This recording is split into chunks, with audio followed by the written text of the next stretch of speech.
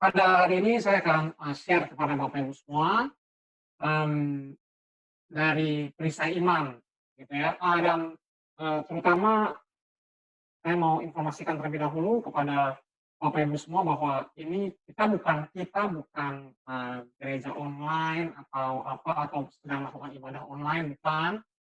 Ini yang memang dari kami ingin sharing firman saja buat Bapak Ibu. Jadi ini karena saya lihat yang daftar ada dari beberapa gembala begitu ya. Jadi ini kami bukan sedang melakukan semua ibadah tandingan atau apa, bukan. Ini kami hanya ingin men-sharingkan firman saja. Ya, baik Bapak Ibu, saya akan mulai dari perisai iman. Ya, hari ini kita akan membahas tentang perisai iman, tapi sebelum membahas perisai iman, saya akan mengajak Bapak Ibu untuk melihat terlebih dahulu siapakah Paulus. Oke, Bapak Ibu bisa lihat di sini di depan. Siapakah Paulus? Nah ini kan mulai lagi nih ya, ada anak-anak ya, anak-anak tolong jangan dicoret-coret ya, ini tolong jangan dicoret-coret. Nah, siapakah Paulus? Oke, Bapak Ibu bisa lihat di layar Bapak Ibu masing-masing. Sekalipun aku juga ada alasan untuk menaruh percaya pada hal-hal lahiriah, jika ada orang lain menyangka dan menaruh percaya pada hal-hal lahiriah, aku lebih lagi. Ya. Mari kita lihat siapakah Paulus. Paulus itu disunat pada hari ke-8 dari bangsa Israel, dari suku Benyamin. Orang Ibrani asli, tentang pendirian terhadap hukum Taurat, perhatikan baik-baik. Paulus orang Farisi. Ya. Jadi tentang pendirian terhadap hukum Taurat, aku orang Farisi. Tentang kegiatan, aku penganiaya jemaat. Anda bisa ingat dalam kisah Rasul pasal yang ke-7, 8, dan 9, bagaimana Paulus ingin pergi ke Damsyik, Paulus membunuh Stefanus, lalu Paulus ingin pergi ke Damsyik untuk menangkap semua orang percaya, semua orang pengikut Kristus di Damsyik, di Damaskus, dan untuk membunuh mereka di sana atau kembali membawa mereka kembali ke Yerusalem. So, tentang kegiatan aku penganiaya jemaat, tentang kebenaran dalam mentaati hukum Taurat, aku tidak bercacat. Paulus ingin mengajak Bapak Ibu untuk mengingat kembali ada seorang anak muda yang datang kepada Yesus dan berkata, guru yang baik, gitu ya. Apa yang harus aku lakukan untuk memperoleh hidup yang kekal? Dan Yesus berkata apa? Lakukanlah hukum Taurat dari hukum yang ke-5 sampai hukum yang ke-10, gitu. Dan anak muda itu berkata apa? Semua itu sudah aku lakukan sejak masa mudaku. Semua itu udah aku lakukan, udah beres. Itu semua sudah aku lakukan sejak masa mudaku. Bapak Ibu, jadi melakukan hukum Taurat dengan tidak bercacat itu bukan sesuatu hal yang mustahil bagi orang Yahudi. Tolong perhatikan, ya. Siapakah Paulus? Dia disunat pada hari ke-8, dia bangsa Israel, dia suku Benyamin, dia orang Ibrani asli. Tentang pendirian terhadap hukum Taurat, aku orang Farisi, ya ingat orang Israel itu terbagi 3 saat zaman Yesus, ada orang Farisi, ada orang Saduki, dan juga ada orang Herodian, begitu ya. Tapi kalau Anda lihat di sini, Paulus menempatkan dirinya sebagai orang Farisi tentang pendirian terhadap hukum Taurat. Aku orang Farisi, tentang kegiatan, aku penganiaya jemaat, tentang kebenaran dalam mentaati hukum Taurat, aku tidak bercacat. Ini kata-kata dari Paulus. Kita bisa lihat. Next lagi. Bapak Ibu, tolong perhatikan baik-baik. Paulus itu dididik dengan teliti di bawah pimpinan Gamaliel dalam hukum nenek moyang kita. Pertanyaannya siapakah Gamaliel? Gitu ya. Gamaliel itu adalah seorang rabi besar di Israel gitu ya. Kalau Anda tahu, Yesus itu rabi kampung. Yesus itu muridnya cuma 12, Pak, Bu. Sedangkan Gamaliel itu muridnya ribuan. Dan Paulus itu adalah salah satu murid Gamaliel yang cerdas dan yang paling menonjol dalam angkatannya, dalam anak-anak mudanya. Bahkan Paulus itu masuk dalam anggota Sanhedrin, gitu ya. Anda bisa lihat Bapak Ibu, Paulus itu berbeda dengan Petrus. Paulus itu berbeda dengan murid-murid Yesus yang lain. Paulus itu sangat kuat paham Yudaismenya. Sekali lagi ya, Paulus itu sangat-sangat kuat paham Yudaismenya. Walaupun dia pelayanan ke Gentiles, walaupun dia pelayanan ke bangsa-bangsa, tapi dia pelayanan ke bangsa-bangsa. Dia memberitakan Injil kepada bangsa-bangsa dengan pemahaman Yudaismenya yang sangat kental, yang sangat kuat. Oke ya, saya ajak Bapak Ibu untuk lihat sekali lagi. Siapakah Paulus? Dia selain murid Gamaliel, dia juga disurat pada ke-8 dari bangsa Israel, suku Benyamin, orang Ibrani asli, tentang pendirian terhadap hukum Taurat, aku orang Farisi, tentang kegiatan aku penganiaya jemaat, tentang kebenaran dalam mentaati hukum Taurat, aku tidak bercacat. Oke? Anda bisa lihat Bapak Ibu, ini komentar Petrus terhadap Paulus. Ya, ini komentar murid Yesus terhadap muridnya Gamaliel. Oke, tolong perhatikan baik-baik ya. Anggaplah kesabaran Tuhan kita sebagai kesempatan bagimu untuk beroleh selamat, seperti juga Paulus. Saudara kita yang kekasih telah menulis kepadamu menurut hikmat yang dikaruniakan kepadanya. Kepada siapa? Kepada Paulus. Hal itu dibuat Paulus dalam semua suratnya apabila ia berbicara tentang perkara-perkara ini. Dalam surat-surat Paulus itu ada hal-hal yang sukar dipahami. Perhatikan baik-baik. Dalam surat-surat Paulus itu ada hal-hal yang sukar dipahami. Sehingga orang-orang yang tidak memahaminya, perhatikan baik-baik, dan yang tidak teguh imannya, apa yang dilakukan oleh orang-orang yang tidak memahami surat Paulus dan yang tidak teguh imannya, mereka memutarbalikkan surat Paulus menjadi kebinasaan mereka sendiri. Sama seperti yang juga mereka buat dengan tulisan-tulisan yang lain. Oke? Contoh Bapak Ibu ya, contoh ya, karena yang masih hangat kemarin kita baru bahas 7 sangkakala begitu ya. Anda bisa lihat ya, Paulus dengan jelas menuliskan kebangkitan orang mati, kita diubah, rapture itu ada di sangkakala yang terakhir. Tetapi orang-orang yang tidak memahami surat Paulus dan yang tidak teguh imannya memutarbalikkannya menjadi kebinasaan mereka sendiri. Sama seperti yang juga mereka buat dengan tulisan-tulisan yang lain. Sekali lagi Bapak Ibu, ini adalah komentar Petrus, ini adalah penilaian Petrus terhadap Paulus. Petrus itu nelayan. Paulus itu Anda bisa lihat tadi, saya nggak perlu ulang lagi ya. Paulus itu masih muda dan terdidik. Anda bisa lihat terdidik dengan sangat kuat, sangat kental paham Yudaismenya oleh Gamaliel. Saya akan masuk Bapak Ibu dalam perlengkapan senjata rohani ini, tapi nanti kita akan titik beratkan pada satu perisai iman. Kenapa? Karena iman itu yang paling sering dipropagandakan secara keliru, gitu ya. Tapi mari kita lihat dalam Efesus 6 ayat yang ke-10, Anda bisa baca di sini. Akhirnya hendaklah kamu kuat. Ya, kata kuat di sini menggunakan bahasa asli dunamo, dunamis. Hendaklah kamu kuat di dalam Tuhan, di dalam kekuatan kuasanya. Jadi Tuhan minta kita supaya kita bisa kuat di dalam Tuhan, ya, di dalam kekuatan kuasanya. Oke? Mari lihat Bapak Ibu ayat yang ke-11. Kenakanlah seluruh perlengkapan senjata Allah. Kamu tolong perhatikan baik-baik, yang diperintahkan oleh Tuhan adalah Anda harus mengenakan seluruh perlengkapan senjata Allah. Jadi nggak boleh cuma mengenakan satu, tidak boleh cuma mengenakan dua, tidak boleh mengenakan 3, 4, atau 5, atau 6 sekalipun. Anda harus mengenakan seluruhnya.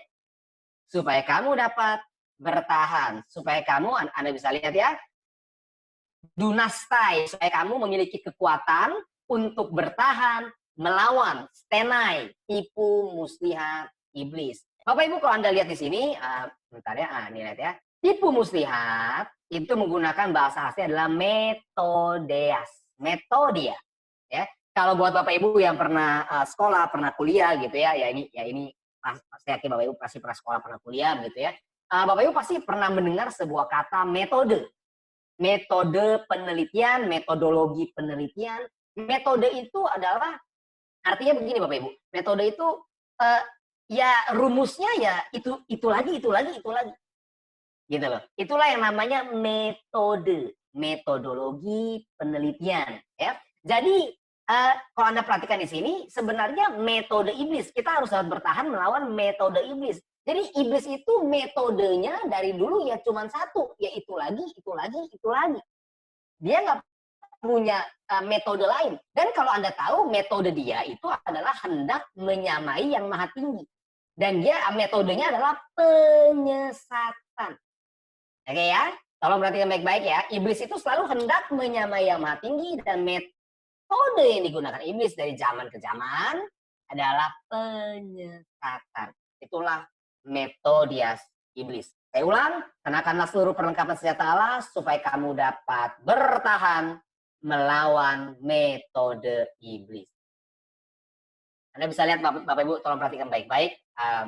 Saya mau masuk pelan-pelan begini Bapak Ibu ya, karena saya mendapati banyak sekali gereja, banyak sekali pengkhotbah, dan bukan mereka saja, di toko-toko buku rohani begitu ya, bahkan kalau Anda cari di Google, di YouTube, perlengkapan senjata rohani itu selalu digambarkan dengan perlengkapan tentara Romawi, perlengkapan senjata tentara Romawi, gitu ya. So Bapak Ibu, pada hari ini saya akan sharingkan kepada Bapak Ibu semua, Paulus dengan pemahaman Yudaismenya, dia akan menuliskan surat-surat kepada jemaat, dan juga kepada jelas dengan pemahaman Yudaismenya yang kental. Oke ya. Sebelum kita lanjut, saya teringat satu hal Bapak Ibu, Paulus itu juga menuliskan 7 surat kepada 7 jemaat. Jadi bukan hanya Yesus yang menuliskan 7 surat kepada 7 jemaat di akhir zaman di Wahyu 2 dan Wahyu 3, tapi Paulus itu juga menuliskan 7 surat kepada 7 jemaat. Kalau Anda bisa ingat begitu ya, Roma, Korintus, Galatia, Efesus, Filipi, Kolose, dan Tesalonika, 7. Oke ya. 3 surat lagi itu kepada anak rohaninya, atau Anda bisa bilang muridnya, begitu ya, kepada Titus, Filemon, dan Timotius. Oke. Nah, mari kita lihat Bapak Ibu ya. Kita lanjut di sini. So, Paulus itu menuliskan semua senjata yang dia miliki. Dengan dasar-dasar Yudaisme yang kental, dia menuliskan tentang senjata rohani ini. Anda bisa lihat Bapak Ibu, karena senjata kanan perjuangan bukanlah senjata duniawi. Anda bisa lihat sarkika, sarks, bukanlah senjata kedagingan, bukan. Paulus berkata, karena senjata kami dalam perjuangan bukanlah senjata kedagingan, melainkan senjata dengan kuasa Allah, dunata toteo, diperlengkapi dengan kuasa Allah, dengan kekuatan Allah yang sanggup untuk meruntuhkan mematahkan setiap siasat orang dan merubuhkan setiap kubu yang dibangun oleh keangkuhan manusia untuk menentang pengenalan akan Allah. Kami menawan segala pikiran dan menaklukkannya kepada Kristus. So begini Bapak Ibu, tolong diingat baik-baik, buang jauh-jauh dari pemikiran Anda bahwa perlengkapan senjata rohani dalam Efesus 6 ayat 10 sampai yang ke-18 sampai yang ke-20 itu adalah perlengkapan senjata rohani pasukan tentara Romawi. Tidak, ya. Tolong runtuhkan itu mulai dari sekarang, ya. Anda bisa lihat, karena senjata kami dalam perjuangan bukanlah senjata duniawi. Kenapa? Karena kita harus mengenakan seluruh perlengkapan senjata Allah. Yohanes 4 ayat 24 berkata apa? Allah itu roh. Kenakanlah seluruh perlengkapan senjata roh, supaya kamu dapat bertahan melawan metodeas iblis. Lihat lebih lanjut Bapak Ibu, di Efesus 4, ini surat Paulus kepada jemaat di Efesus ya. Sehingga kita bukan lagi anak-anak yang diombang-ambingkan oleh rupa-rupa angin pengajaran, oleh permainan palsu manusia dalam, Anda lihat lagi, metodeas, mereka yang menyesatkan. Metode iblis dari dulu cuma satu, yaitu penyesatan. Ya.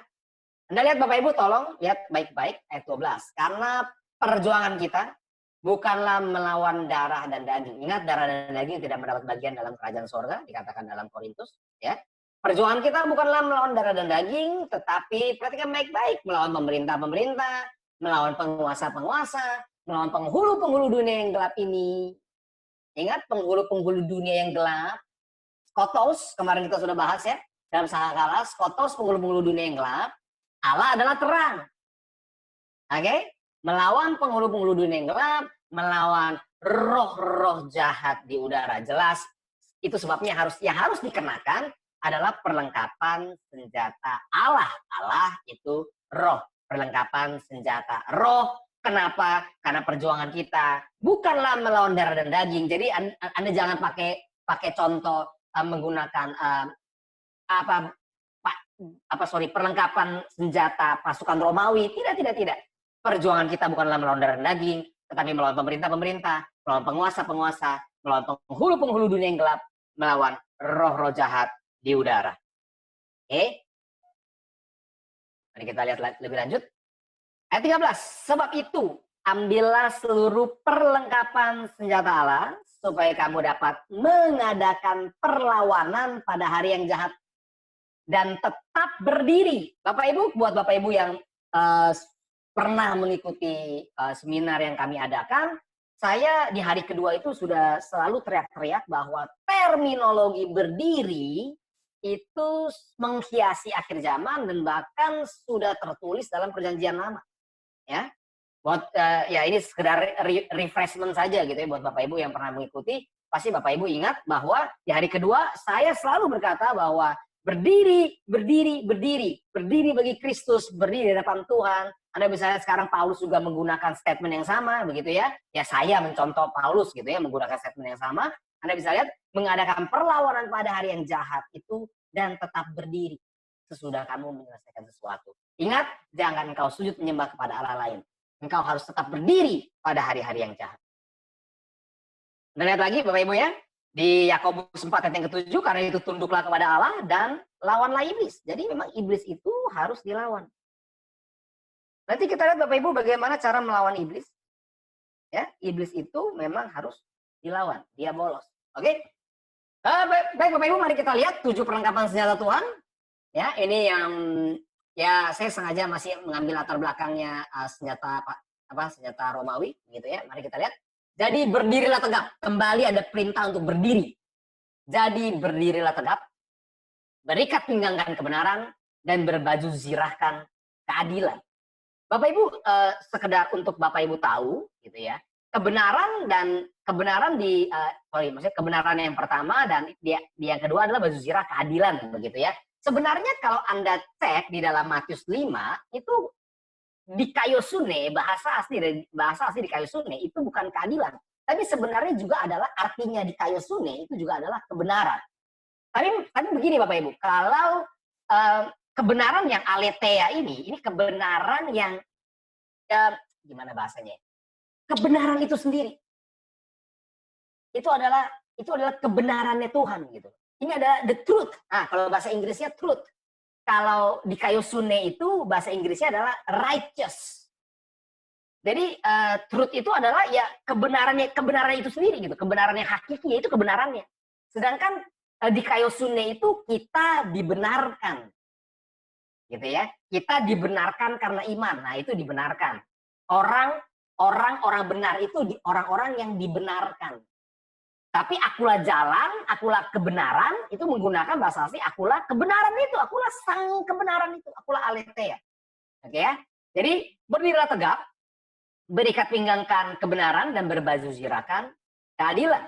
Dan bisa lihat lagi, kakimu berkasutkan kerelaan untuk memberitakan Injil damai sejahtera. Saya sekarang bacain Bapak Ibu yang versi LAI terlebih dahulu, gitu ya. Dalam segala keadaan, pergunakanlah perisai iman, sebab dengan perisai itu kamu akan dapat memadamkan semua panah api dari si jahat. Anda bisa lihat Bapak Ibu ya, semua panah api dari si jahat. Ini adalah metode iblis, ini adalah penyesatan. Oke? Lihat lagi lebih lanjut.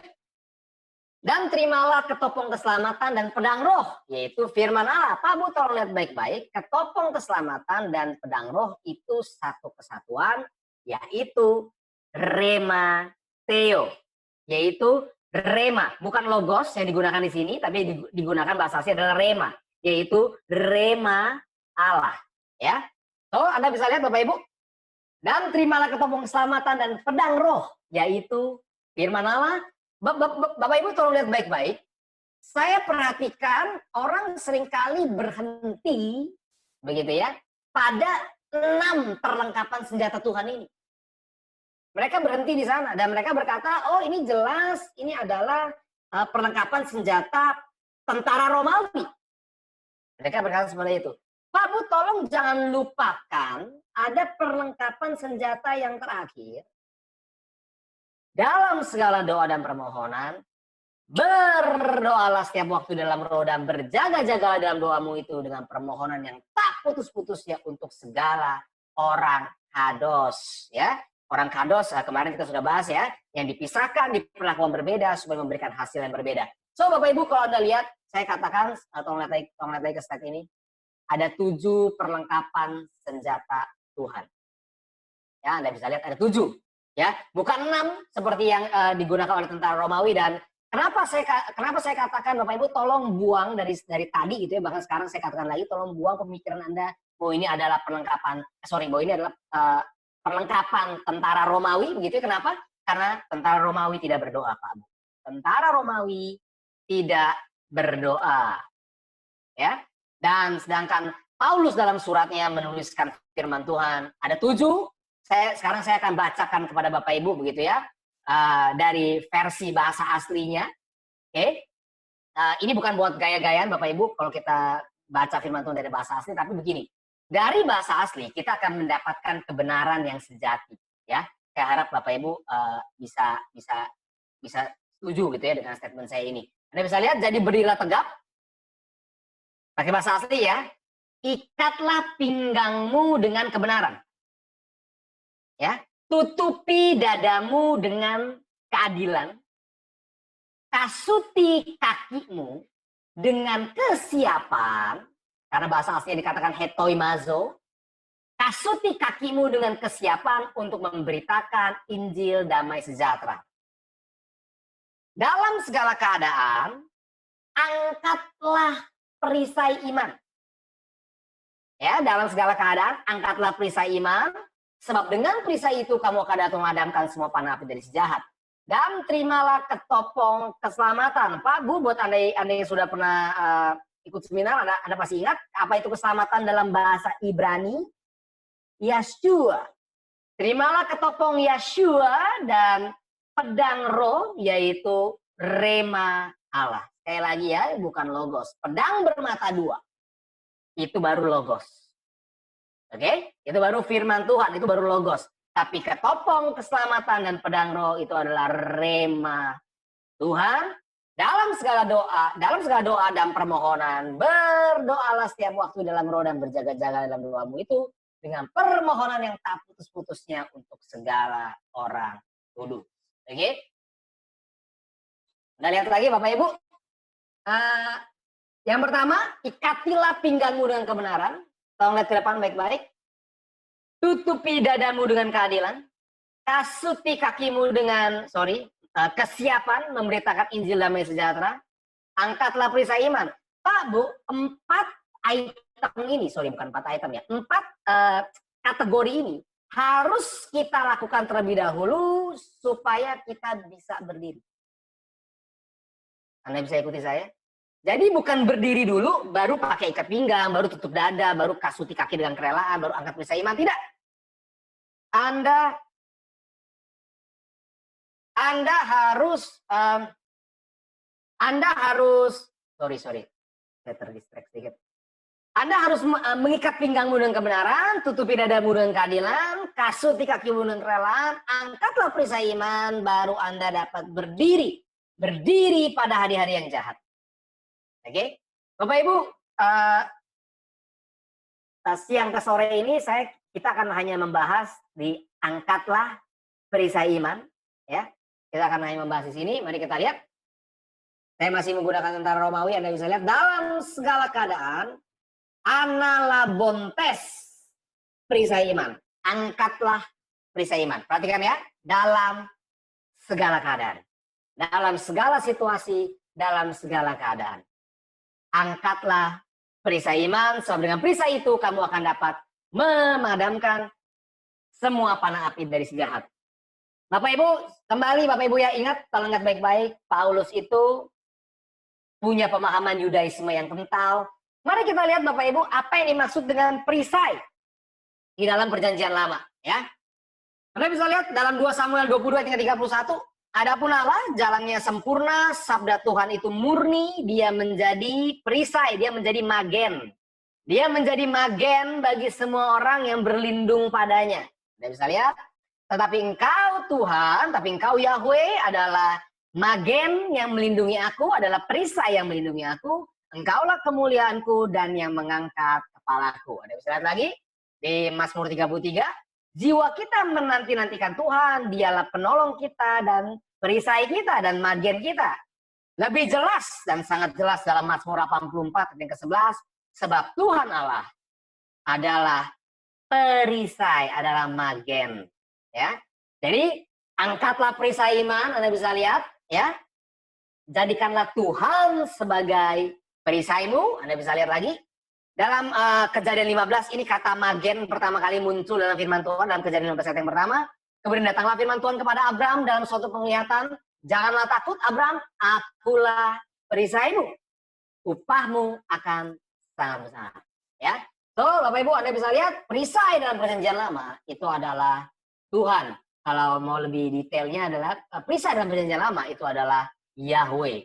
Ya, Anda bisa lihat, tetapi engkau Yahweh adalah perisai yang melindungi aku, engkaulah kemuliaanku dan yang mengangkat kepalaku. Anda bisa lihat. Dan mari kita lihat iman. Ya, keselamatan adalah dari Tuhan. Ingatlah juga bahwa dari kecil engkau sudah mengenal kitab suci dan memberi hikmat kepadamu dan menuntun engkau kepada keselamatan oleh iman kepada Kristus Yesus. Mari kita lihat Bapak Ibu.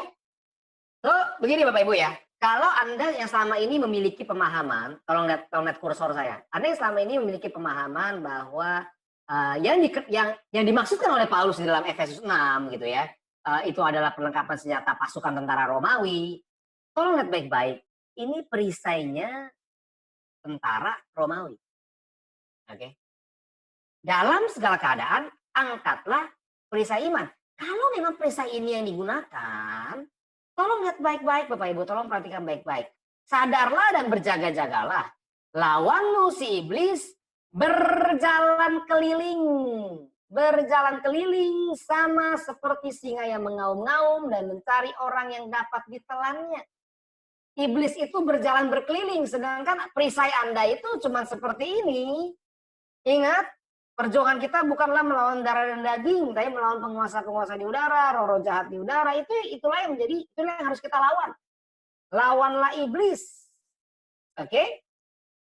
Lawan iblis berjalan keliling sama seperti singa yang mengaum-ngaum dan mencari orang yang dapat ditelannya. Pak, Bu, ingat tadi saya sudah sampaikan, perisai itu adalah Tuhan. Apakah engkau membuat Tuhan menjadi perisai bagimu? Apakah engkau meminta dan mengizinkan Tuhan menjadi perisai bagimu? Ya, ingat lawanmu iblis itu berjalan berkeliling. Sama seperti singa yang mengaum-ngaum dan mencari orang yang dapat ditelannya. Nah, lihat. Lawanlah iblis dengan iman yang teguh. Anda harus mengangkat perisai iman. Lawan dia dengan iman yang teguh. Sebab kamu tahu bahwa semua saudaramu di seluruh dunia menanggung penderitaan yang sama. Ya, di mana iblis berjalan berkeliling untuk mencari orang yang dapat ditelan. Oke? Pak Bu, kenapa iman itu penting? Tolong lihat baik-baik dalam Lukas 18 ayat yang ke-8 ini. Ya, mengapa iman itu penting? Kenapa dalam sesi ini saya memilih untuk men-sharingkan yang pertama kali adalah iman, begitu ya? Perisai iman. Anda bisa lihat di sini statementnya, ayatnya maksud saya. Akan tetapi jika anak manusia itu datang, adakah ia mendapati iman di bumi? Pak, Bu, ketika anak manusia datang kembali ke dunia ini, dia akan mencari untuk mendapati iman. Ya, dia tidak datang kembali untuk mencari hal-hal yang lain, tapi dia datang kembali untuk mencari adakah ia mendapati iman di bumi. Ini statementnya jelas, Pak, Bu. Sedangkan kita diminta untuk mengangkat perisai iman, melawan iblis dengan iman yang teguh. Ingat, perjuangan kita bukanlah melawan darah dan daging. Mari kita lihat Bapak Ibu. Ini surat Paulus kepada jemaat di Roma. Anda bisa lihat ya. Sebab itu, kita yang dibenarkan karena iman. Ya, Pak Bu tolong perhatikan baik-baik. Kita dibenarkan karena iman. Kita diselamatkan oleh iman. Efesus 2 ayat 8. Kita berdiri teguh. Kalau dalam bahasa LAI dikatakan kita tegak tertatah karena iman. Roma 11 ayat yang ke-20. Ya, saya ulang ya. Kita dibenarkan karena iman, diselamatkan oleh iman. Kita berdiri teguh karena iman. Sebab itu kita yang dibenarkan karena iman, kita hidup dalam damai sejahtera, dalam airin. Dengan Allah. Ya, ingat, kasut di kakimu dengan kesiapan memberitakan Injil airin. Memberitakan Injil damai sejahtera. Saya sudah katakan kemarin, damai sejahtera itu dengan Tuhan. Yang diperdamaikan itu Tuhan dengan manusia, bukan manusia dengan manusia. Oleh karena Tuhan kita, Yesus Kristus. Oleh dia, kita juga beroleh jalan masuk oleh iman. Jadi iman itu adalah jalan masuk kepada kasih karunia ini. Di dalam kasih karunia ini kita berdiri dan kita bermegah dalam pengharapan akan menerima kemuliaan Allah. Pak Bu, tolong lihat baik-baik. Iman itu adalah jalan masuknya dan titik akhirnya adalah puncak paling tingginya adalah pengharapan menerima kemuliaan Allah. Oke ya? Tolong lihat baik-baik ya. Iman itu adalah jalan masuknya, puncaknya adalah pengharapan.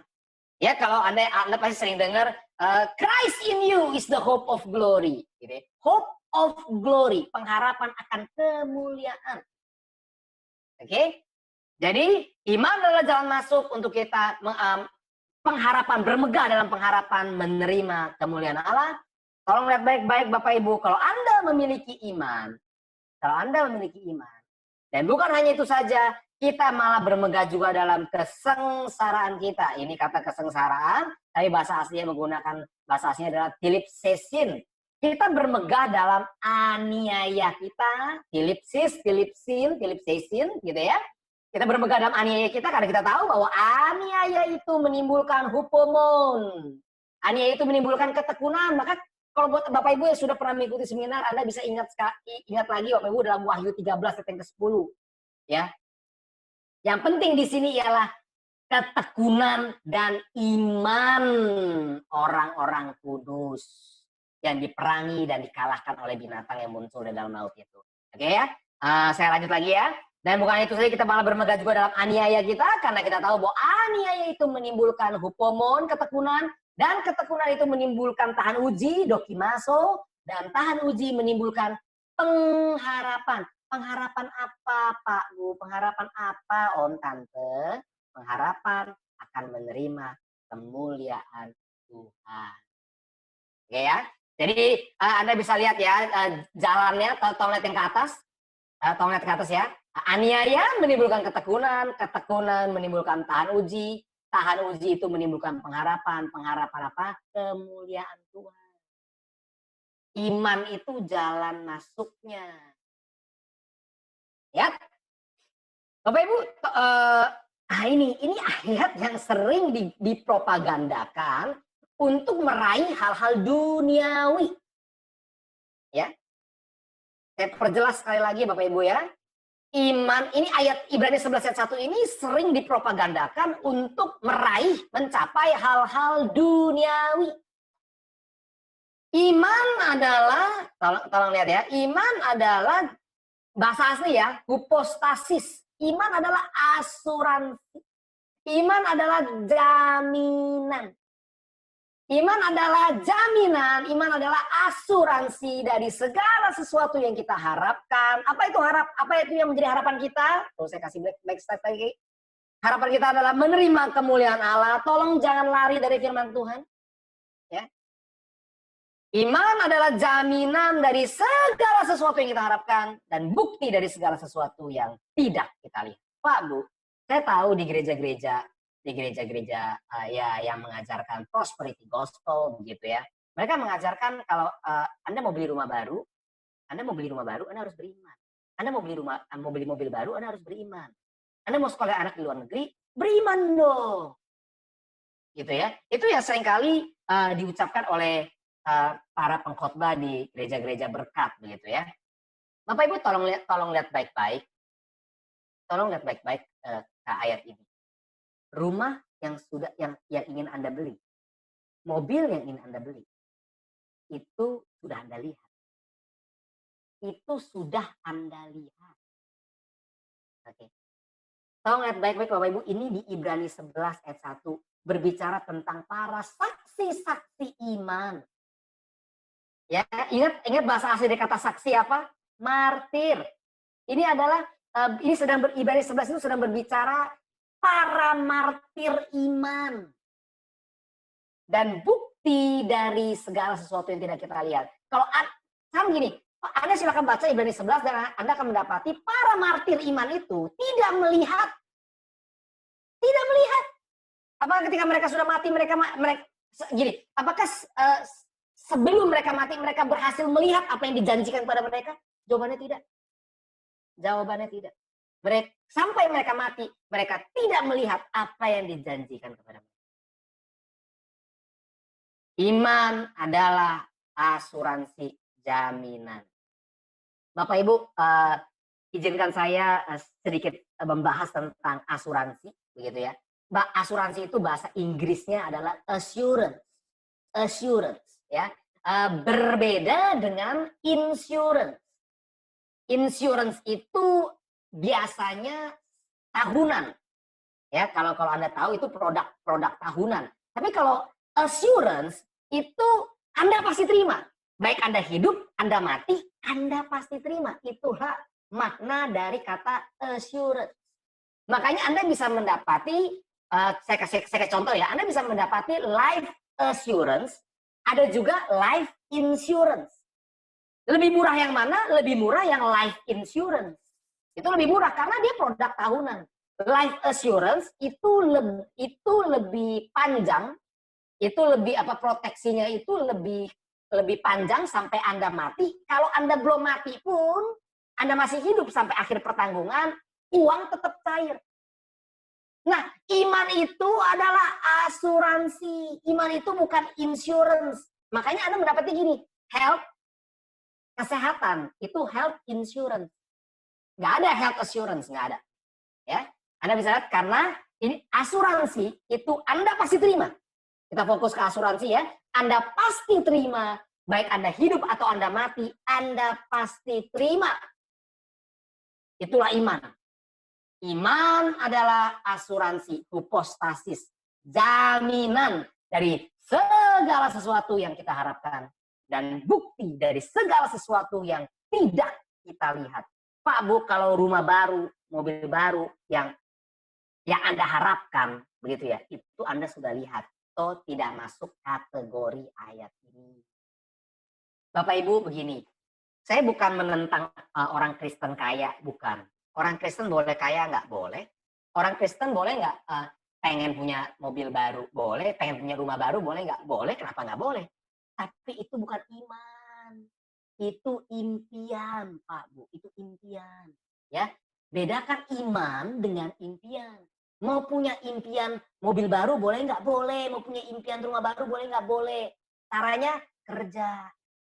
Ya, jadi tolong dibedakan iman dengan impian Anda. Statement impian itu jelas, statement iman itu jelas. Iman adalah jaminan dari segala sesuatu yang kita harapkan dan bukti dari segala sesuatu yang tidak kita lihat. Oke, Anda bisa lihat Bapak Ibu dalam Yohanes 11 ayat 40. Jawab Yesus, bukankah sudah kukatakan kepadamu jikalau engkau percaya? Ingat ya, kata percaya itu bahasa aslinya sama, pistis, pistin, pistewo. Jikalau engkau beriman, jikalau engkau percaya, engkau akan melihat kemuliaan Allah. Tadi kemuliaan itu ada di mana? Ada di pengharapan. Menerima pengharapan kita adalah menerima kemuliaan Allah. Jikalau engkau beriman, engkau akan melihat kemuliaan Allah. So, iman adalah sekali lagi jaminan dari segala sesuatu yang kita harapkan dan bukti dari segala sesuatu yang tidak kita lihat. Oke? Anda bisa lihat pengharapan. Jikalau engkau beriman, engkau akan melihat pengharapan. Nah. Nih, blessed hope yang sering dikumandangkan di gereja-gereja, our blessed hope. Ingat Bapak Ibu, dengan menantikan penggenapan pengharapan kita yang penuh bahagia dan pernyataan kemuliaan Allah. Sama ya, pengharapan kemuliaan, melihat kemuliaan Allah. Kalau tadi kita mundur lagi ke Roma 5 ayat yang kedua, pengharapan kita adalah menerima kemuliaan Allah. Jelas ya. Nyata kemuliaan Allah yang maha besar dan juru selamat kita, Yesus Kristus. Iman adalah jalan masuk untuk kita bermegah, menerima pengharapan akan kemuliaan Allah. Lihat lagi Bapak Ibu. Kepada mereka, Allah mau memberitahukan betapa kaya dan mulianya rahasia itu di antara bangsa-bangsa lain, yaitu Kristus ada di tengah-tengah kamu. Kristus yang adalah pengharapan akan kemuliaan. Jadi pengharapan kita harus Kristus. Kalau iman Anda beli mobil baru, rumah baru, ini nggak nyambung Pak Bu, nggak nyambung Om, Tante, nggak nyambung ya. Iman itu harus, ini iman adalah jaminan dari segala sesuatu yang kita harapkan. Iman adalah jalan masuk kita bermegah akan menerima kemuliaan Tuhan. Lihat baik-baik Bapak Ibu. Yohanes 12 ayat yang ke-23. Ya. Anda bisa lihat. Tetapi Yesus menjawab mereka katanya, telah tiba saatnya anak manusia dimuliakan. Lihat baik-baik Yohanes 12 ayat 23. Ya, telah tiba saatnya anak manusia dimuliakan. Pak Bu tolong jawab saya. Ya saya tahu saya nggak bakal bisa dengar sih. Tolong jawab saya Bapak Ibu ya. Bagaimana caranya anak manusia dimuliakan? Yes, naik kayu salib. Itu caranya anak manusia dimuliakan. Kita lihat nih. Ini ayat 23, ini ayat 24. Aku berkata kepadamu sesungguhnya jikalau biji gandum tidak jatuh ke dalam tanah dan mati, ia tetap satu biji saja. Tetapi jika ia mati, ia akan polikarpos. Dia akan tiba saatnya anak manusia dimuliakan. Bagaimana cara anak manusia dimuliakan? Jikalau biji gandum tidak jatuh ke tanah dan dalam tanah dan mati, ia tetap satu biji saja. Tapi jika ia mati, ia akan menghasilkan banyak buah. Lihat, sekarang saya kasih Bapak Ibu ayat 25 sampai ayat 28. Barang siapa mencintai nyawanya, ia akan kehilangan nyawanya. Ya, barang siapa phileo nyawanya, ia akan kehilangan nyawanya. Ini nyambung ya Bapak Ibu ya. Jadi dari habis Yesus berkata anak manusia harus jatuh ke dalam tanah dan mati, biji gandum itu harus jatuh ke dalam tanah dan mati. Habis itu dia ngomong nih ke murid-muridnya, barang siapa mencintai nyawanya, ia akan membinasakan nyawanya. Tapi barang siapa tidak mencintai nyawanya, barang siapa membenci nyawanya di dunia ini, miseo, membenci nyawanya di dunia ini, ia akan memeliharanya untuk hidup yang kekal. Barang siapa melayani aku, ia harus mengikut aku. Ya, bagaimana cara mengikuti Yesus? Bagaimana syaratnya mengikuti Yesus? Sangkal diri, pikul salib, ikut Yesus. Dan di mana aku berada, di situ pun pelayanku akan berada. Barang siapa melayani aku, ia akan dihormati Bapa. Sekarang jiwaku terharu dan apakah yang akan kukatakan? Bapa, selamatkanlah aku dari saat ini, selamatkanlah aku dari jam ini. Tidak. Sebab untuk itulah aku datang. Sebab untuk apa aku datang? Sebab untuk aku dimuliakanlah aku datang ke dalam jam ini. Bapa, muliakanlah namamu. Untuk naik kayu saliblah, untuk matilah Yesus datang. Kita bisa lihat. Ya lagi, kita kembali ke slide ini. Iman. Lihat lagi Bapak Ibu. Anak manusia ketika dia datang, sebarang siapa malu karena aku dan karena perkataanku, anak manusia juga akan malu karena orang itu apabila ia datang kelak dalam kemuliaannya. Ini pengharapan kita nih. Ini pengharapan kita. Lihat Titus 2 ayat 13 ya. Titus 2 ayat 13. Ini anak manusia juga akan malu karena orang itu apabila ia datang kelak dalam kemuliaannya dan dalam kemuliaan Bapa dan malaikat-malaikat kudus. Anda bisa lihat. Lihat sekali lagi Bapak Ibu. Bukankah Mesias harus menderita semuanya itu untuk masuk ke dalam kemuliaannya? Tolong lihat Bapak Ibu, iman itu jalan masuknya. Kalau Anda beriman, aniaya pasti datang. Nggak bisa lihat. Nah, ya, kalau Anda beriman, aniaya pasti datang. Aniaya menimbulkan ketekunan, ketekunan menimbulkan tahan uji menimbulkan pengharapan. Oke? Anda lihat? Ini jalannya. Bukankah Mesias harus menderita semuanya itu untuk masuk ke dalam kemuliaannya? Pak Bu, sekarang pertanyaannya, apakah kita juga mau masuk ke dalam kemuliaan? Anda lihat Bapak Ibu, kalau Anda mau masuk ke dalam kemuliaan, Anda juga harus menderita bersama-sama dengan Dia. Supaya kita juga dipermuliakan bersama-sama dengan Dia. Sebab penderitaan ini tidak dapat dibandingkan dengan kemuliaan yang akan dinyatakan kepada kita. Ya. Anda bisa lihat Bapak Ibu, ingat akan tapi jika anak manusia itu datang, adakah ia mendapati iman?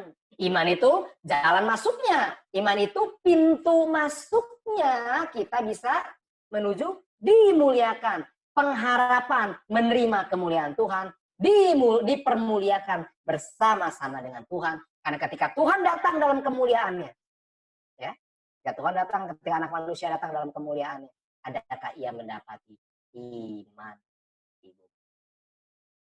Lihat lagi. Anda bisa lihat. Oleh dia, kita kembali ke Roma 5 ayat 2. Oleh dia kita juga beroleh jalan masuk prosagoge oleh iman kepada kasih karunia ini. Ya. Di dalam kasih karunia ini kita berdiri dan kita bermegah dalam pengharapan akan menerima doksa, akan menerima kemuliaan Tuhan. Anda lihat, kita malah bermegah juga dalam kesengsaraan, kita malah bermegah juga dalam aniaya, ya, kita bermegah dalam aniaya. Kalau Anda beriman, iman itu adalah untuk pengharapan menerima kemuliaan Tuhan. Kalau Anda beriman, aniaya pasti datang. Aniaya itu menimbulkan ketekunan. Anda lihat? Ketekunan itu menimbulkan tahan uji itu menimbulkan pengharapan. Oke, Pak Bu, tolong lihat baik-baik ke handphone Bapak Ibu atau ke laptop Bapak Ibu atau ke layar komputer Bapak Ibu. Tolong lihat baik-baik Bapak Ibu. Saya mau katakan satu hal. Paulus dan Yesus tidak pernah kontradiktif. Paulus dan Yesus tidak pernah kontradiksi. Tolong ingat baik-baik.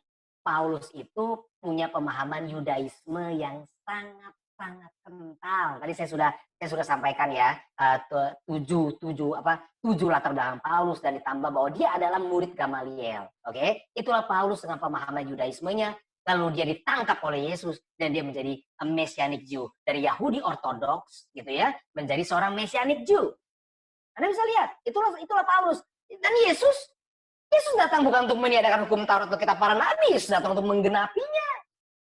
Yesus dan Paulus tidak pernah bertentangan, ya. Seringkali otak kita yang bertentangan dan mengatakan bahwa mereka bertentangan. Ingat Bapak Ibu, apa kata Petrus pada Paulus? Dalam surat-surat Paulus banyak hal-hal yang sukar dipahami, sehingga orang-orang yang tidak teguh imannya memutarbalikannya menjadi kebinasaan bagi mereka sendiri. Yang lagi Bapak Ibu ke depan, iman, kita lagi bahas iman ya, kita lagi bicara tentang angkatlah perisai iman. Iman timbul dari pendengaran akan rema Kristus. Oke, iman itu timbul dari pendengaran akan rema Kristus. Oke ya, iman tidak timbul dari pendengaran akan dongeng Pak Bu, tidak. Nih, sorry sebentar, saya keluar, saya kasih Bapak Ibu slide yang lain ya, sebentar nih. Saya kasih Bapak Ibu slide yang lain nih.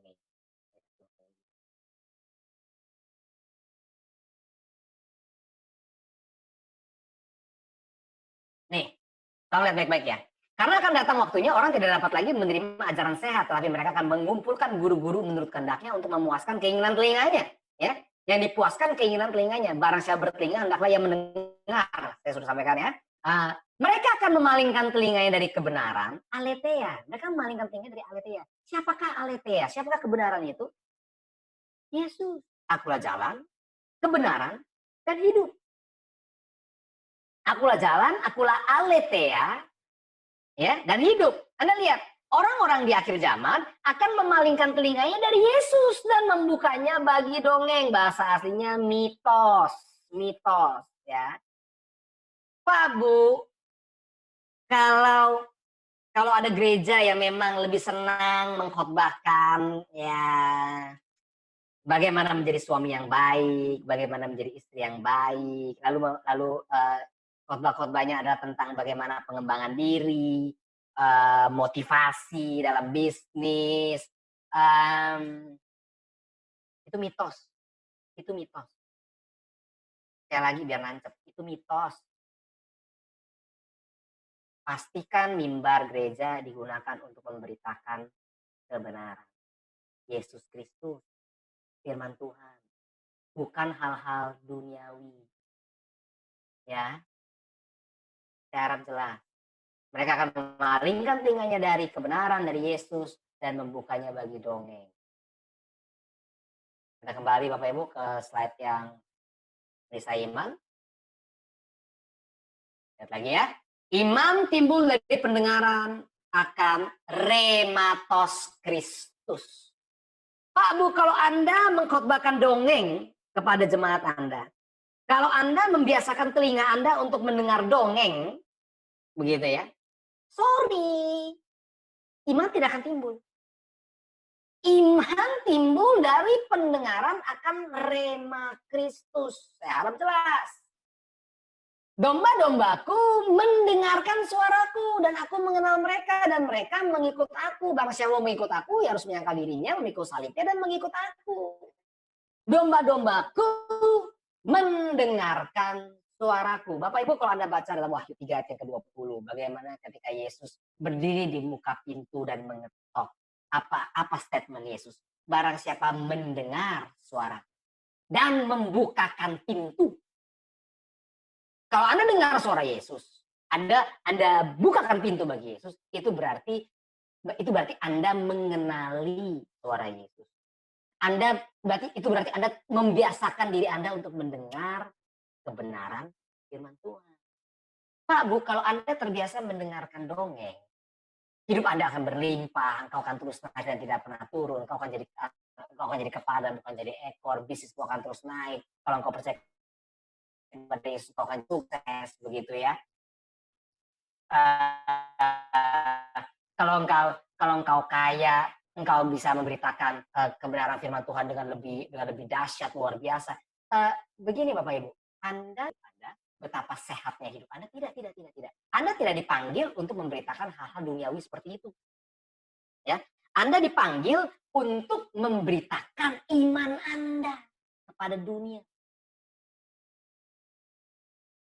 Domba-domba Tuhan mendengarkan suara Tuhan. Jadi begini Bapak Ibu ya, kalau sampai, ini Anda bisa tes sendiri, kalau sampai ada firman Tuhan tentang salib diberitakan, salib ditinggikan, salib di-preach gitu ya, salib disampaikan dari mimbar gereja Anda, dan Anda merasa itu adalah sebuah firman yang asing, itu sebuah firman yang ini nggak relevan dengan kehidupan. Hati-hati. Berarti Anda sudah membiasakan telinga Anda untuk mendengar dongeng. Domba-dombaku mendengarkan suaraku. Anda lihat? Rema ya, kita bicara tentang rema, rematos. Karena iman timbul dari rema. Remata, perkataan-perkataanku adalah roh dan hidup. Ya, aku adalah jalan, kebenaran, dan hidup. Perkataan-perkataanku, Yohanes 6 ayat 63, adalah roh dan hidup. Lihat lagi. Setiap orang yang berasal dari kebenaran, setiap orang yang berasal dari aletheia, mendengarkan suaraku. Setiap orang yang berasal dari kebenaran. Kalau Anda tidak berasal dari kebenaran, Anda tidak akan mendengarkan suara Tuhan. Oke? Lanjut lagi, berasal dari Allah, mendengarkan perkataan-perkataan Allah. Kalau Anda berasal dari Allah itu benar, Roma 3 ayat 4. Ya, Allah itu benar, Allah itu roh. Allah itu roh, Yohanes 4 ayat 24. Allah itu benar, Roma 3 ayat 4. Kalau Anda berasal dari Allah, Anda berasal dari kebenaran, Anda akan mendengarkan perkataan-perkataan Allah yang adalah roh dan hidup itu. Setiap orang yang percaya bahwa Yesus adalah Kristus, lahir dari Allah. Nah, Anda bisa lihat. Setiap orang yang beriman, Yesus adalah Kristus, lahir dari Allah. Ini saya kasih konektor nih ya. Dari yang iman sama yang berasal dari Allah ini. Lihat lagi Bapak Ibu. Manusia hidup bukan dari roti saja, tapi dari setiap remati perkataan. Dari setiap perkataan remati yang keluar dari mulut Allah. Oke? Manusia hidup bukan dari roti saja, tapi dari setiap remati yang keluar dari mulut Allah. Kalau Anda mendengarkan remati, rema yang keluar dari mulut Allah, Anda akan timbul iman. Oke? Anda bisa lihat, apa sih firman? Apa sih rema iman itu? Apa sih rema iman? Yesus adalah Tuhan. Yesus mati. Yesus bangkit. Maka kamu akan diselamatkan. Kamu diselamatkan oleh apa? Efesus 2 ayat 8. Kamu diselamatkan oleh iman. Firman iman. Yesus Tuhan. Yesus mati. Yesus bangkit. Dan ke depan baik-baik Bapak Ibu Anda bisa lihat. Orang benar hidup oleh iman. Ya. Saya berikan Bapak Ibu ayat-ayatnya. Orang benar hidup oleh iman. Orang benar hidup oleh iman. Ya. Orang benar hidup oleh iman. Ini saya nggak perlu bacakan. Nanti kan semua slide Bapak Ibu bisa terima ya. Tetap stay tune dulu aja di grup. Nanti Pak Wanda akan bagikannya kepada Bapak Ibu semua. Oke. Bapak Ibu tolong lihat ke depan lagi. Wahyu 2 ayat yang ke-10. Jangan takut terhadap apa yang harus engkau derita. Sesungguhnya iblis akan melemparkan beberapa orang dari antaramu ke dalam penjara. Supaya kamu dicobai. Dan kamu akan beroleh aniaya. Kamu akan beroleh pilipsis selama 10 hari. Pak, Bu, Anda tolong perhatikan baik-baik ayat ini. Kamu akan beroleh kesusahan, kamu akan beroleh aniaya selama 10 hari. Selama 10 hari itu, hendaklah engkau setia sampai mati. Selesai. Statementnya jelas. Hendaklah engkau setia sampai mati. Kalau saya mau ngomong satu hal begini Bapak Ibu, berarti engkau pasti mati dalam rentang waktu 10 hari itu. Apakah kata-kata saya menggoyahkan imanmu? hendaklah engkau setia sampai mati. Dan aku akan mengaruniakan kepadamu mahkota kehidupan. Ya, Bapak Ibu, orang Kristen mah kebiasaan ya. Mahkota kehidupan mau nggak? Mau. Mahkota kebenaran mau nggak? Mau. Mahkota yang tidak dapat layu mau nggak? Mau. Gitu. Tapi ketika aksesnya, jalannya adalah harus setia sampai mati. Nah, mereka nggak mau. Untuk mendapatkan mahkota kemuliaan, untuk mendapatkan mahkota kehidupan, untuk mendapatkan mahkota kebenaran, untuk mendapatkan mahkota yang tidak dapat layu, ada satu mahkota yang harus kau kenakan, mahkota duri. Sama seperti Yesus. Bukankah anak manusia harus menderita semuanya itu untuk masuk ke dalam kemuliaan? Kalau kita juga mau dimuliakan bersama-sama Kristus, kita juga harus menderita bersama-sama dengan Dia. That's the path. Itu jalannya. Ya. Lihat lagi Bapak Ibu dalam Yakobus 1 ayat yang ke-12, berbahagialah orang yang bertahan dalam pencobaan, sebab apabila ia sudah tahan uji, ia akan menerima mahkota kehidupan yang dijanjikan Allah kepada barang siapa yang mengasihi Dia. Oke? Lihat lagi Bapak Ibu, kata Yesus kepadanya, karena engkau telah melihat aku, maka engkau percaya. Berbahagialah mereka yang tidak melihat, namun percaya. Namun beriman.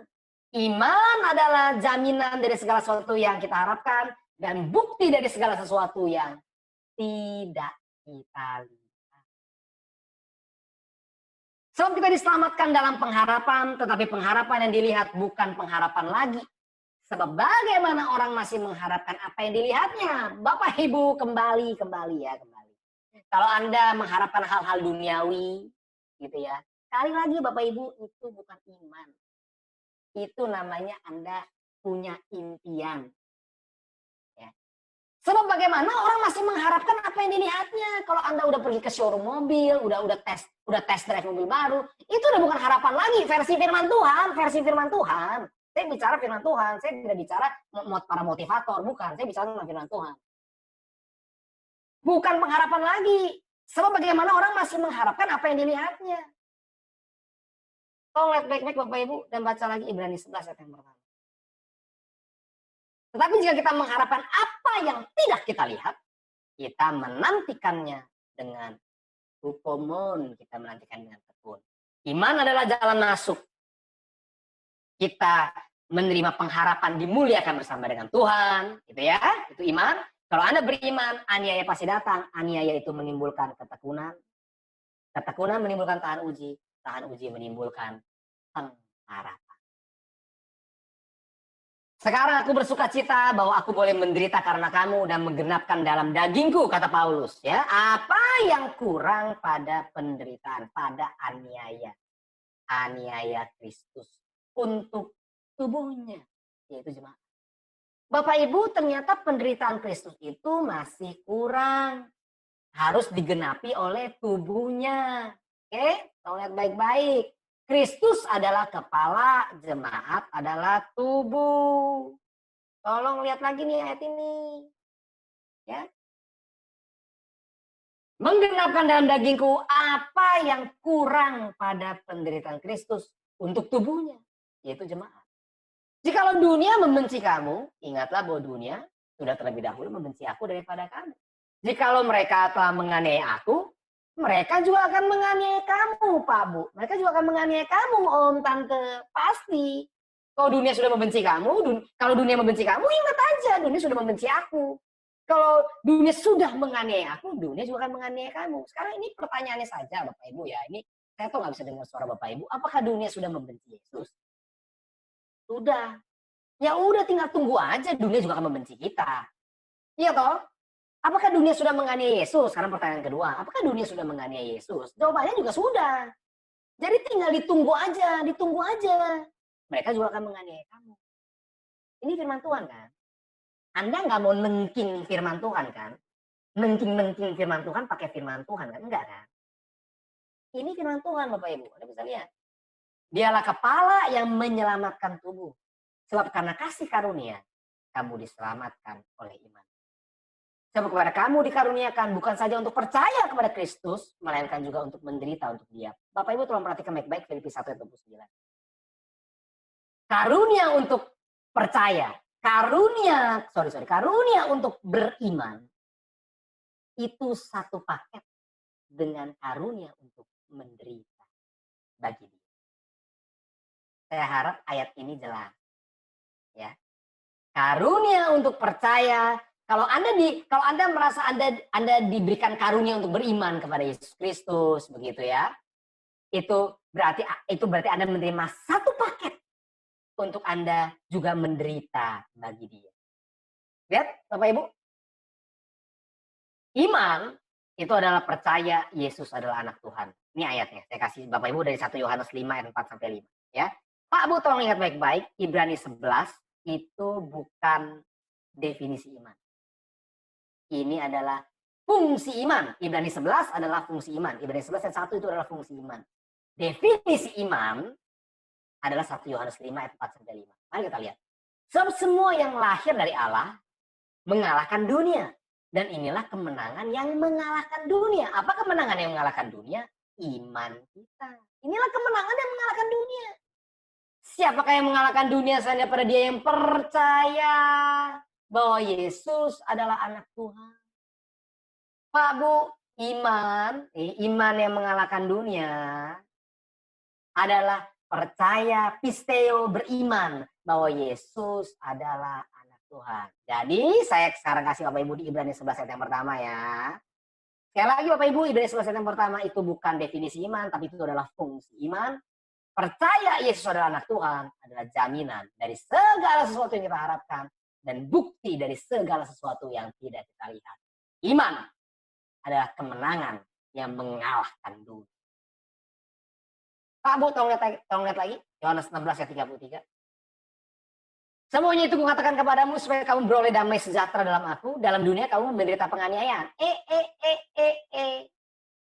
Katanya damai sejahtera Tuhan. Kok dalam dunia kamu menderita penganiayaan? Makanya baca Yohanes 14 ayat 27. Damai sejahtera kutinggalkan kepadamu. Damai sejahtera yang kuberikan kepadamu itu berbeda. Tidak sama dengan yang dunia berikan. Ya, jelas ya? Jadi semuanya itu kukatakan kepadamu supaya kamu beroleh damai sejahtera dalam aku. Pak, Bu, tolong baca Yohanes 16. Satu perikop ya. Kalau males baca satu perikop, bolehlah baca ayat 1 sampai ayat 4. Di situ aja di awal aja udah jelas akan datang saatnya orang yang membunuh kamu akan menyangka bahwa ia berbuat bakti bagi Allah. Mereka akan berbuat demikian karena mereka tidak mengenal baik Bapa maupun aku. Kok berita seperti itu supaya kamu beroleh damai sejahtera sih? Ingat sekali lagi, damai sejahteranya Tuhan itu berbeda dengan damai sejahtera yang dunia berikan. Oke? Dalam dunia, kalau kamu menerima damai sejahtera dalam Tuhan, dalam dunia kamu akan menderita penganiayaan. Tetapi kuatkanlah hatimu, aku telah mengalahkan dunia. Yesus sudah mengalahkan dunia dan Yesus meminta kita juga beriman. Karena iman, percaya Yesus adalah anak Tuhan, itu adalah iman yang mengalahkan, kemenangan yang mengalahkan dunia. Ya, saya harap jelas ya Bapak Ibu ya. Jadi iman kita adalah kemenangan yang mengalahkan dunia. Iman kita itu adalah percaya Yesus adalah anak Tuhan. Ini statement dari Paulus, Bapak Ibu bisa lihat ini surat kepada anak rohaninya, kepada muridnya. Anda bisa lihat ya. Bertandinglah dalam pertandingan iman yang benar. Oke? Bertandinglah dalam pertandingan iman yang benar. Ini zaman atau era di mana orang-orang Kristen disuruh bertanding dengan binatang-binatang buas gitu ya di Koloseum. Tuh. Paulus berkata apa? Bertandinglah dalam pertandingan iman yang benar. Dan rebutlah hidup yang kekal. Untuk itulah engkau telah dipanggil dan telah engkau ikrarkan. Kata ikrar ini kan terjemahan LAI ya. Tapi kalau kita lihat dari bahasa aslinya, yang telah engkau akui, homologeo. Pengakuan yang benar di depan banyak saksi. Bapak Ibu, Anda bisa lihat, bertandinglah dalam pertandingan iman. Iman itu dipertandingkan. Angkatlah perisai iman. Ya, angkatlah perisai iman. Oke? Bertandinglah dalam pertandingan iman yang benar dan rebutlah hidup yang kekal. Pak Bu, mari kita lihat firman Tuhan. Apa sih hidup yang kekal? Inilah hidup yang kekal itu. Yaitu bahwa mereka ginosko, mereka mengenal engkau. Satu-satunya Allah yang benar. dan mengenal Yesus Kristus yang telah engkau utus. Oke, inilah hidup yang kekal. Engkau mengenal Tuhan sebagai satu-satunya Tuhan yang benar dan mengenal Yesus Kristus yang telah engkau utus itu. Dan inilah kesaksian itu, Tuhan telah mengaruniakan hidup yang kekal kepada kita dan hidup itu ada di dalam anaknya. Ya, Anda lihat pertandingan iman untuk apa? Pertandingan iman untuk apa? Untuk merebut hidup yang kekal. Oke, lihat Bapak Ibu, ini juga statement yang sering dipakai oleh orang-orang yang meninggal begitu ya, orang-orang percaya yang meninggal. Mereka suka pakai statement ini di batu nisannya dan mereka berkata, aku telah mengakhiri pertandingan yang baik, aku telah mencapai garis akhir dan aku telah tereo iman, aku telah tetereka iman, aku telah memelihara iman, aku telah menuruti iman. Anda bisa lihat ya, aku telah mengakhiri pertandingan yang baik, aku telah mencapai garis akhir dan aku telah memelihara iman. Anda gini Bapak Ibu, Anda mau mencapai garis akhir, Anda harus punya iman. Dikatakan tadi Wahyu 2 ayat 10, setia sampai mati. Ingat kata setia, iman, percaya itu sama bahasa aslinya, istin. Oke. Barang siapa menang, Bapak Ibu, saya sudah mau selesai ya, Anda bisa lihat. Saya sudah mau selesai di perisai iman, nanti setelah itu kita akan ada kesimpulan tentang 7 perlengkapan senjata Tuhan. Jadi lihat baik-baik, Anda bisa di sini. Barang siapa menang, ini statement di Wahyu 2 dan Wahyu 3, ini statement penutup di 7 surat kepada 7 gereja di akhir zaman, gitu ya. Barang siapa menang, ingat Bapak Ibu, kemenangan yang mengalahkan dunia itu adalah iman kita. Pak, Bu, tolong lihat baik-baik. So, saya mau gambarkan seperti ini. Barang siapa beriman, ya, ini kepada jemaat di Efesus, akan makan dari pohon kehidupan di tangan Firdaus Tuhan. Ini kepada jemaat Smyrna, ini kepada jemaat Pergamus, ini kepada jemaat Tiatira, ini kepada jemaat Sardis, ini kepada jemaat Philadelphia, ini kepada jemaat Laodikia. Barang siapa beriman, ya. Wahyu itu, ingat sekali lagi Bapak Ibu, saya info sekali lagi, Wahyu itu adalah buku kode. Barang siapa menang, barang siapa menang, barang siapa menang. Tapi kalau kita mau lihat, ya, kita mau dalam 1 Yohanes 5 ayat 4-5, barang siapa beriman. Ini adalah janji bagi orang-orang yang beriman. Kenapa sih Jer? Kok barang siapa beriman? Ya iyalah, karena anak manusia ketika ia datang kembali, apakah adakah ia mendapati iman di bumi?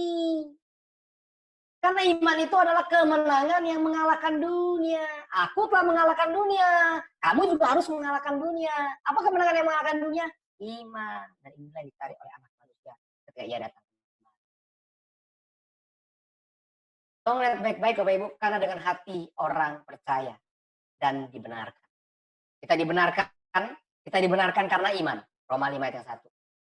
Dan dengan mulut orang homologeo. Ya, di sini homologeitai. Dengan mulut orang mengaku dan diselamatkan. Ingat, kita dibenarkan karena iman, Roma 5 ayat yang pertama. Kita diselamatkan oleh iman, Efesus 2 ayat yang ke-8. Oke. Bapak Ibu, Anda lihat lagi di sini. Nanti saya kasih ini ya, sedikit emphasize. Anda bisa lihat di sini.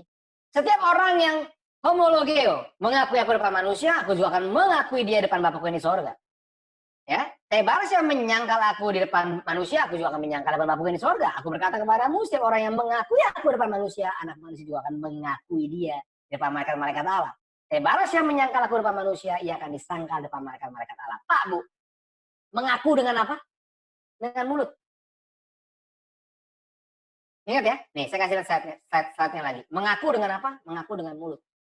Percaya dalam hati. Percaya dengan hati, Anda dibenarkan. Dibenarkan karena iman. Oke, kita lagi bahas perisai iman nih Pak Bu ya. Jangan melayang kemana-mana. Dengan hati orang percaya dan dibenarkan karena iman. Dan dengan mulut orang mengaku dan diselamatkan oleh iman. Simpel toh. Lihat baik-baik Bapak Ibu. Ya. Ya saya tahu ada Bapak Ibu yang belum pernah ikut seminar, so saya nggak bisa terlalu ekstrim begitu ya. Tapi buat Bapak Ibu yang pernah ikut seminar, saya yakin Bapak Ibu bisa refresh gambar ini. Ya. Pak Bu, tolong lihat baik-baik. Setiap orang yang mengakui aku depan manusia, aku juga akan mengakuinya di depan Bapakku yang di sorga. Pak Bu, akan tiba saatnya. Pola penyembahan Babel ini akan kembali diberlangsungkan di seluruh belahan bumi. Kalau dulu di Daniel pasal yang ketiga, sujud atau masuk dapur api, nanti di akhir zaman, sujud atau dipenggal. Ya. Kalau saya nggak akan terlalu detail di slide ini, tapi Anda bisa lihat. Sekali lagi saya ulang. Kita dibenarkan karena iman, kita diselamatkan oleh iman, kita berdiri teguh karena iman.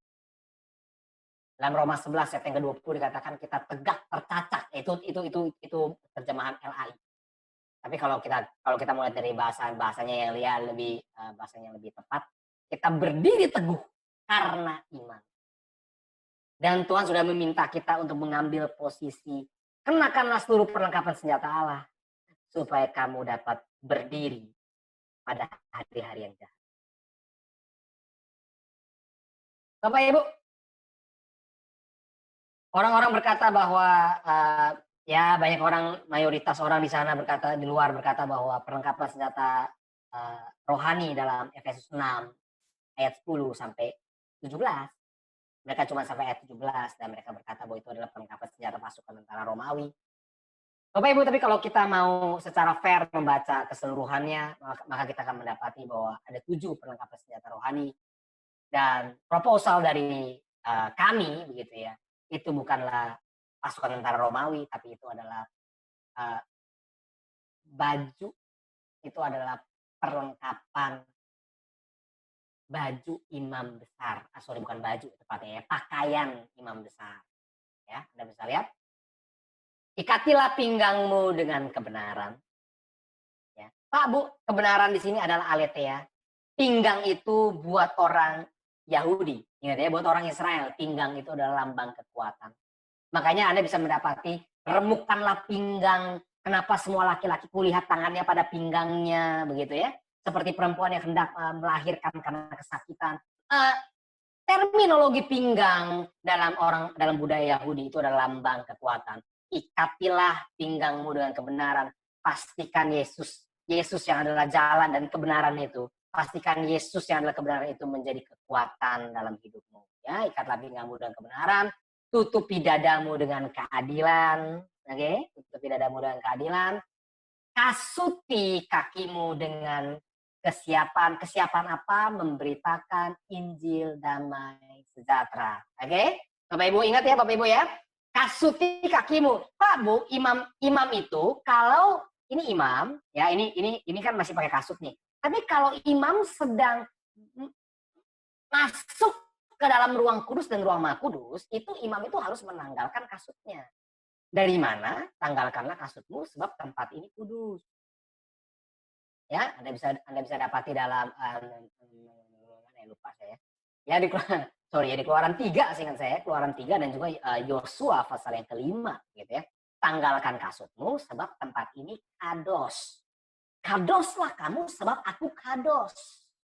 Kuduslah kamu sebab aku kudus. Jadi ini bukannya pakai kasut tentara Romawi, tidak. Kasuti kakimu dengan kesiapan memberitakan Injil damai sejahtera. Oke ya? Memberitakan, sekali lagi Bapak Ibu, Injil damai sejahtera, dan Injil Airin, Injil damai sejahtera. Damai sejahtera yang Tuhan berikan itu berbeda dengan yang dunia berikan. Ya, kalau semuanya ini kukatakan kepadamu, Yohanes 16 ayat 33. Semuanya ini kukatakan kepadamu supaya kamu memperoleh damai sejahtera dalam aku. Di dalam dunia kamu akan menderita penganiayaan. So jelas, ya. Jelas.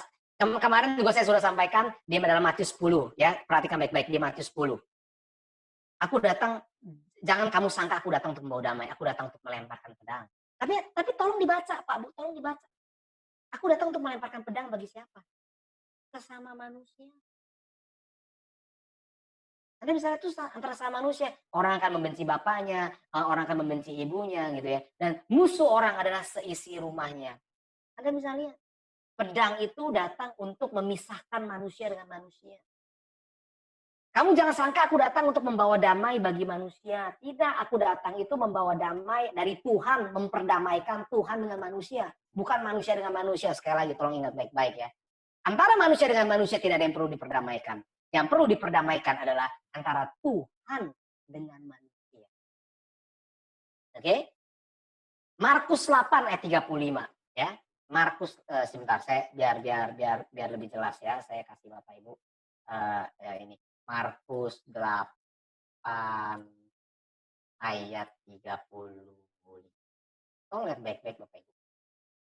Karena siapa mau menyelamatkan nyawanya, ia akan kehilangan nyawanya. Tapi barang siapa kehilangan nyawanya karena aku dan karena Injil.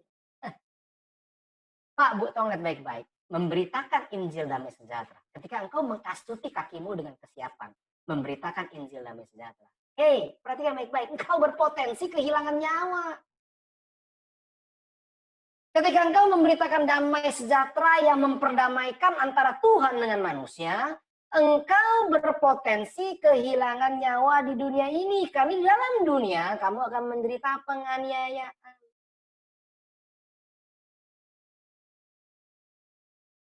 Kembali Bapak Ibu ke slide. Ini kalau begini banyak add-on-nya nggak selesai gitu ya Bapak Ibu ya. Tuh jelas Bapak Ibu Anda bisa lihat kasuti kakimu dengan kesiapan memberitakan Injil damai sejahtera. Ya, damai sejahtera dari Tuhan itu berbeda. Ya, jadi jadi jangan menggunakan mimbar gereja untuk memberitakan damai sejahtera versi dunia. No. Itu berbeda Bapak Ibu dengan Injil damai sejahtera yang Tuhan beritakan, yang Tuhan bawa. Oke ya. Angkatlah perisai iman, ketopong keselamatan, ya. Dan juga pedang roh. Ingat Bapak Ibu, ketopong keselamatan dan pedang roh itu adalah satu kesatuan, itu adalah rema. Rema Tuhan. Ya. Jangan lupa yang terakhir. Jangan lupa yang terakhir. Sekali lagi statement saya, tentara Romawi tidak berdoa. Imam berdoa. Dan bahkan imam mempersembahkan doa orang-orang kudus. Ya, Anda bisa dapati itu dalam imamat, dalam keluaran, di wahyu, itu semua imam itu mempersembahkan doa orang-orang kudus. Oke. Tolong lihat baik-baik Bapak Ibu. Hari sudah jauh malam, telah hampir siang.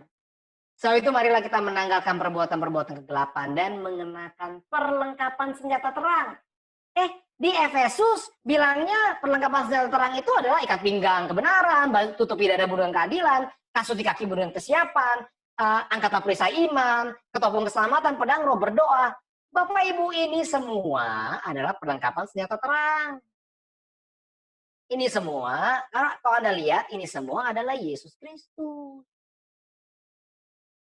Kok ngomongnya di Roma simple, cuma bilang kenakanlah perlengkapan senjata terang. Karena jelas Allah adalah terang, dalam dia sama sekali tidak ada kegelapan. Ya. Lanjut lagi Roma 13. Marilah kita hidup dengan sopan seperti pada siang hari, jangan dalam pesta pora dan kemabukan, jangan dalam percabulan dan hawa nafsu, jangan dalam perselisihan dan iri hati, tetapi kenakanlah Tuhan Yesus Kristus sebagai perlengkapan senjata terang. Pastikan Yesus Kristus menjadi kekuatan bagi dalam hidupmu ya. Ingat pinggang itu adalah kekuatan. Yesus itu harus menjadi kekuatan dalam hidupmu. Tutupi dadamu dengan Yesus Kristus, ya okay? Angkatlah perisai iman, percaya kepada Yesus bahwa Yesus adalah anak Tuhan, oke? Okay? Anda bisa lihat ya, saya memberitakan Injil damai sejahtera, ketopong Yeshua, pedang roh, berdoa, itu semua adalah Tuhan Yesus Kristus. Kenakanlah Tuhan Yesus Kristus sebagai perlengkapan senjata terang dan janganlah merawat tubuhmu untuk memuaskan keinginannya. Bapak Ibu, sekali lagi, terakhir udah mau selesai, Anda bisa lihat. Tuhan ingin membuat Israel menjadi kerajaan imam. Kerajaan yang isinya imam-imam. Bisa Bapak Ibu bayangkan? Kamu akan menjadi bagiku kerajaan imam dan bangsa yang kudus. Nih, Petrus kutip. Tapi kamulah bangsa yang terpilih, imamat yang rajani, bangsa yang kudus, umat kepunyaan Allah sendiri. imamat yang rajani, kerajaan yang isinya kerajaan para imam. Yesus itu adalah imam besar agung. Yesus adalah raja segala raja. Oke. Dan so begini Bapak Ibu, saya harap Bapak Ibu tidak memiliki pengertian atau gambaran ketika Yesus datang kedua kali, dia datang dengan pakaian tentara Romawi. Enggak, Bapak Ibu, enggak. Dia akan datang kembali dengan pakaian imam besar untuk menjadi raja segala raja, dan dia adalah imam besar agung kita.